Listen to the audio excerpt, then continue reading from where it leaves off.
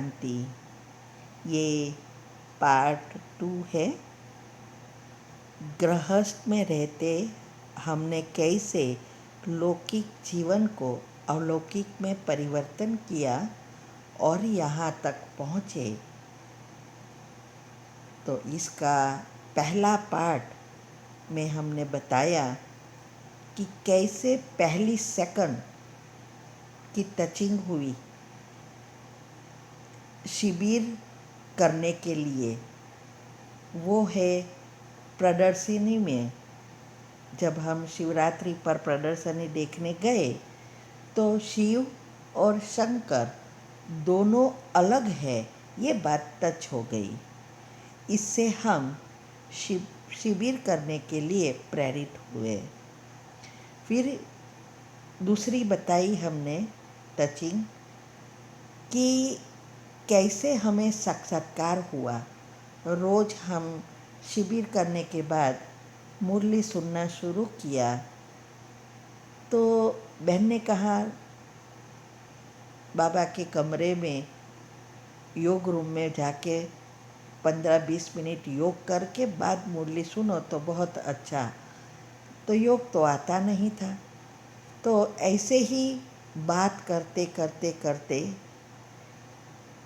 कई दिनों के बाद हमें साक्षात्कार हुआ। श्री कृष्ण में ब्रह्मा बाबा में श्री कृष्ण मुरली बजाते हुए दिखाई दिया और अंदर से एक प्रेरणा हुई कि तू जिसको ढूंढ रही है वो मैं ही हूँ, बस इसमें आगे बढ़। उसी सेकंड की टचिंग ने हमें पुरुषार्थ के लिए प्रेरित किया। जो शिव बाबा कहते हैं कि सेकंड में जीवन मुक्ति, तो ये सेकंड होती है हर एक समय पर।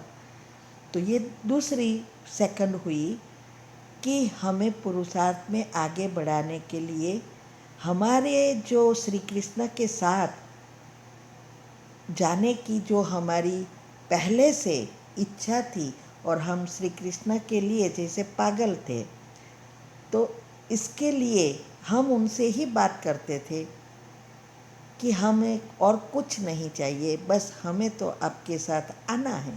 तो ये दूसरी टचिंग दी और इससे हम आगे बढ़े। रोज हम शाम को मुरली सुनने जाते थे सारा परिवार, और उस समय हम मुरली के रोज पॉइंट्स लिखते थे और एक एक बातों को समझने का प्रयत्न करते थे। फिर प्रैक्टिकल में जीवन में लाते थे उसको। रोज चेक एंड चेंज करते थे।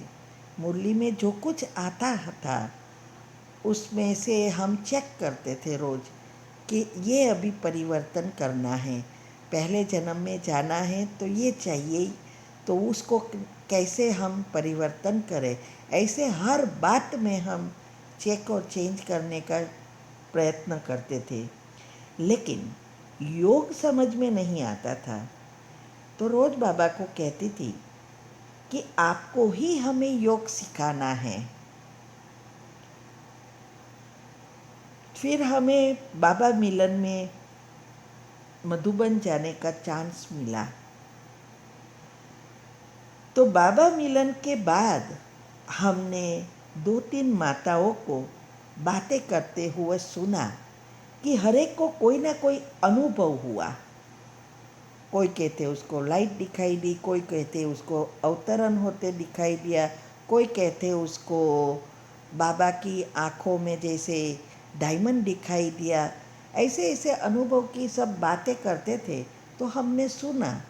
फिर एक बहन से हमने पूछा कि आपको ये सब कैसे हुआ, हमें तो ये कुछ नहीं दिखाई दिया।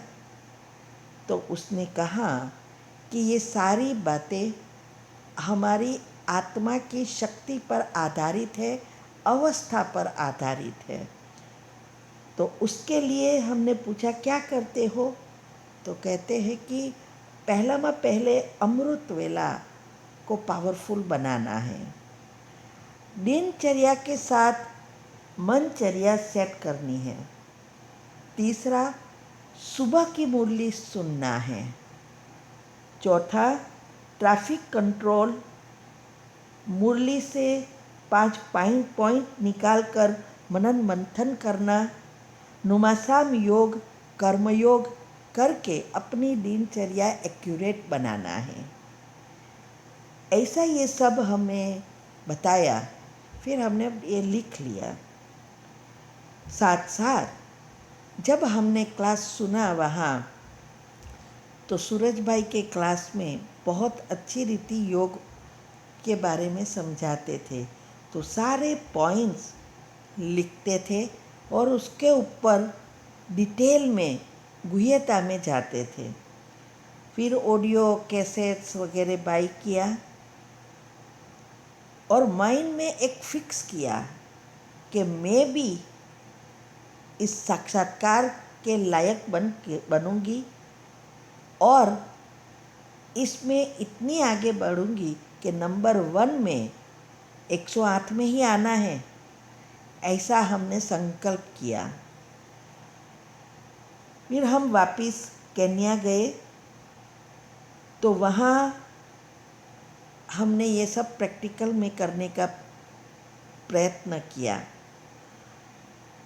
पहले तो वहाँ सुबह में क्लास में जाना बहुत डेंजर था, क्योंकि वहाँ वॉचमैन होते हैं, वही कभी कभी चोरों को इन्फॉर्मेशन देते हैं और वो आत्माएं हमें अटैक करती है।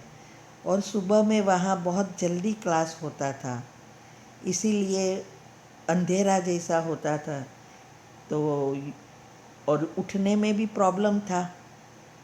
तो हमने सुबह का क्लास शुरू किया।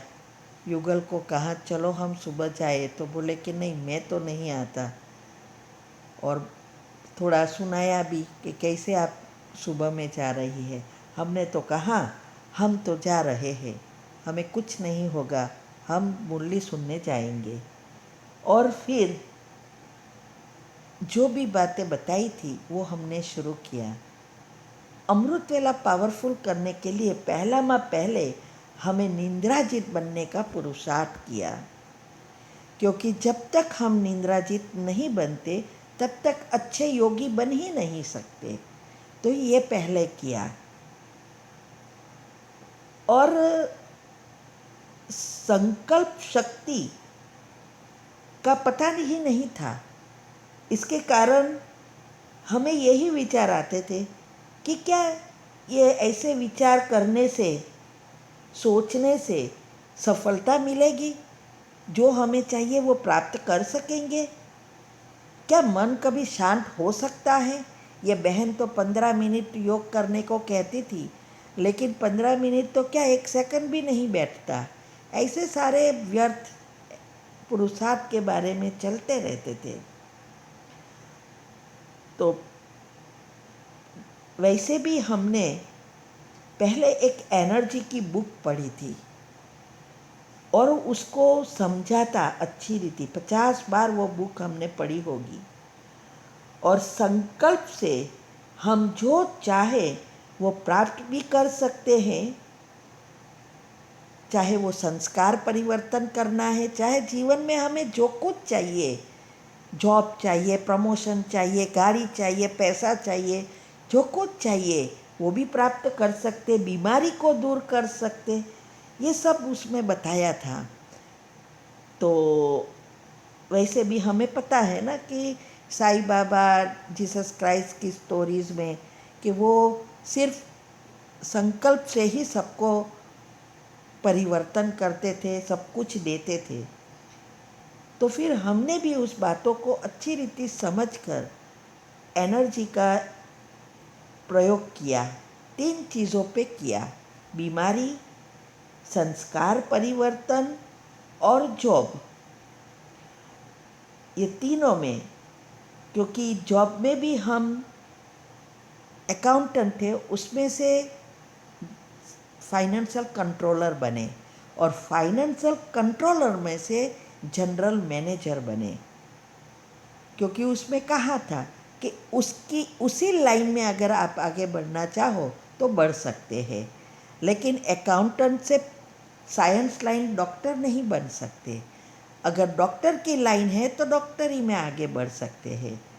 भले अभी हमें बाबा ने ऑलराउंडर बना दिया, डॉक्टर ना होते हुए भी डॉक्टर की सारी बातें इतनी डेप्थ में समझा दी कि डॉक्टर की जब पब्लिक पे प्रोग्राम हुए डॉक्टर्स के, प्रोफेशनल्स के, तो वो भी सोच में पड़ गए और हमें प्रश्न पूछा कि ये इतनी सारी सूक्ष्म डिटेल आप कहाँ से ढूंढ लाई हो।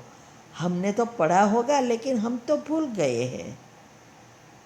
तो हमने कहा कि देखो, हमें सभी लोगों को अवेयर करना है और उसको बीमारी से बचाना है। इसीलिए हमें दवाओं का नाम याद नहीं रखना है, हमें ये बातों को डिटेल में समझाना है कि कैसे हम ये सब प्राप्त कर सकते हैं। और आपको तो पैसा कमाना है, तो आपको दवाओं का नाम चाहिए और हमें दुआ कमाना है, इसीलिए हम इतनी गहराई में किए गए। ऐसे करके हमने हंसा, तो वो लोग ने भी सच कहा कि सच में आपने जो ढूंढा है वो बहुत गहराई वाली बातें हैं। तो ये जो चीज़ें हैं हमने यूट्यूब पर रखी है डिटेल में कि कैसे हमने ये चीज़ों में सक्सेस पाया और हमें आगे मीन्स के उसका उपयोग करने जानने में थोड़ा इंस्पायरमेंट मिला, प्रेरणा मिली। उस समय लगा था क्योंकि मैं ये इस ज्ञान में नहीं थी, तो बहुत समय लगा था।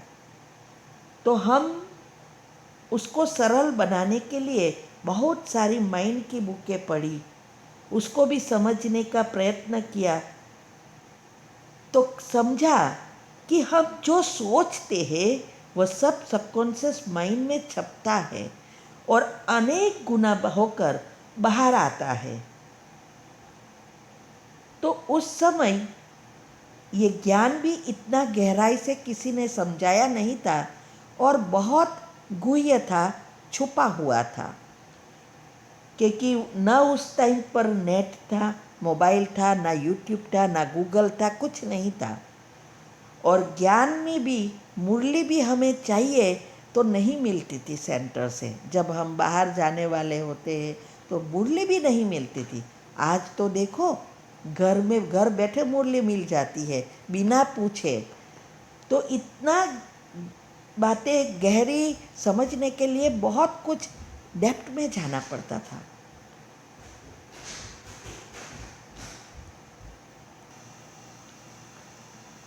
और साइंस, कुंडलिनी चक्र के साथ बाबा का ज्ञान जोड़कर बाबा से बातें करते, समझने का प्रयत्न किया, तो बाबा ने हमारा बुद्धि का ताला खोला और ऐसे हमें बाबा ने योग सिखाया, उसमें पक्का बनाया, इंटरेस्ट बढ़ाया।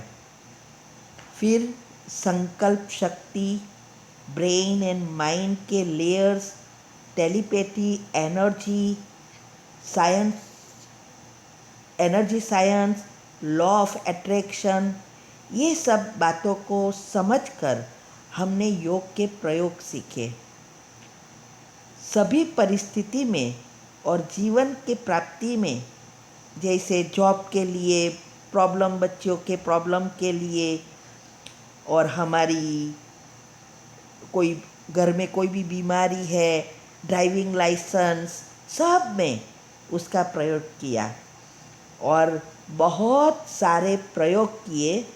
और अभी तो बाबा ने हमें लाखों को सिखाने के लिए निमित्त बना दिया, बहुतों को सिखाया। तो एक बार मुरली में आया कि बच्चे, अगर आपके पास 2 रोटी खाने के पैसा है तो अब ये रूहानी सेवा में लग जाओ, ये मुरली में आया। तो हमारे मन में संकल्प चलने लगे कि बस ये सब बातें अभी सबको समझानी है। तो हमने पहले सेंटर वाली दीदी को कहा कि बाबा से पूछ के आओ कि ये 3 बेटियों का क्या करेंगे। अगर वो सरेंडर होना है तो सरेंडर हो जाए, या शादी करनी है, इससे हमें पता चले कि हम हमारा प्लान कर सके, पैसे का बजट कर सके और इस अनुसार हम सेवा में लग सके। पुरुषार्थ और सेवा में हमें आगे बढ़ना है। तो बहन ने कहा, क्योंकि वो ट्रांस में जाते थे, बोले कि गुरुवार को पूछ के आएंगे। तो हम इतने अंदर से इतने एगर थे, मना कब गुरुवार आए और कब हमें बहन मैसेज दे। फिर बहन ने कहा कि ये आप सब में से, मना हम 5 जाते थे ना सेंटर पे, तो कहा कि ये कोई आगे बढ़ने वाले नहीं हैं, आप आगे जाएंगे। मुझे कहा, और उस समय मैं धारणा में नहीं थी, मेरी एक बेटी बहुत धारणा में थी। तो हमने कहा आपकी कोई मिस्टेक हो रही है, क्योंकि मैं धारणा में नहीं हूँ, ये बेटी आपके साथ रहती है, वो तो धारणा में है, तो कुछ घोटाला है, मैं कैसे आगे बढ़ूँगी। तो बहन ने कहा कि कुसुम बहन, एक बात याद रखना, मनुष्य मिस्टेक कर सकता है, भगवान कभी भी मिस्टेक नहीं कर सकता। क्योंकि उसने क्लियरली कहा कि ये तीनों बेटियों की शादी होगी और तीनों के कड़े हिसाब है, कोई सरेंडर नहीं होगी। तो ये कड़े हिसाब की वजह से भी हमें बहुत हंसी आई, क्योंकि हमारे पास सब कुछ था, एकदम लग्जरियस लाइफ थी, कभी खाना भी नहीं पकाया था। तो कौन से कड़े हिसाब हो सकते हैं, क्योंकि हमने सपने में भी नहीं सोचा था कि बच्चों के शादी के बाद भी कड़े हिसाब हो सकते हैं, क्योंकि हमारी तो यही दुनिया थी और हमारे यही संसार में हम बहुत खुश और हैप्पी थे। तो बहन ने कहा कि ये सब बाबा जाने और ड्रामा जाने, मुझे भी पता है कि आप इतने वेल ऑफ हो, आपको ये हो ही नहीं सकता, फिर भी ये कहा है। तो ऐसे हमने इस ज्ञान में आगे बढ़ने के लिए हमारे साथ ऐसी हमें तक मिली, और अभी हम दूसरे पॉइंट में समझाएंगे कि कैसे हमने ये जॉब छोड़ी और कैसे हम यहाँ तक पहुँचे, धारणाएं कैसे की, योग के प्रयोग कैसे किया, कैसे सिखाया दूसरों को, और सारी बातें हम अगले टॉपिक में सुनेंगे। ओम शांति।